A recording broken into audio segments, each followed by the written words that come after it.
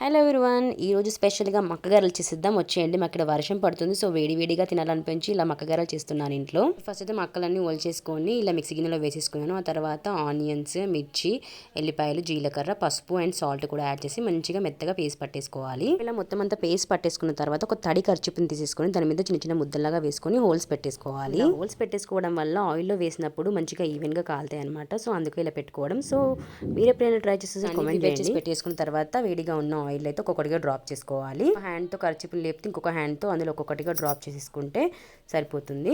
వేసిన తర్వాత ఒక 2 మినిట్స్ కదలకుండా ఉంచేసి ఆ తర్వాత ఒక్కొక్కటిగా మనం అన్ని టర్న్ చేసుకొని ఇలా బ్రౌన్ కలర్ వచ్చేంత వరకు మంచిగా ఫ్రై చేసుకొని తీసేసుకోవడమే. చాలా సింపుల్ అండ్ ఈజీ అనమాట. ఈ ప్రాసెస్ అయితే చాలా బాగుంటాయి టేస్ట్ కూడా. అండ్ ఇంకొక మెయిన్ ఇంగ్రీడియంట్ ఏంటి అంటే కరివేపాకు వేయడం మర్చిపోయాను నేను. సో అది వేసుకుంటే ఇంకా టేస్ట్ బాగుంటుంది అనమాట. కూల్గా వర్షం పడుతుంటే వేడిగా మక్కగారలు చాలా బాగున్నాయి. ఒకసారి ట్రై చేసేయండి మీరు కూడా.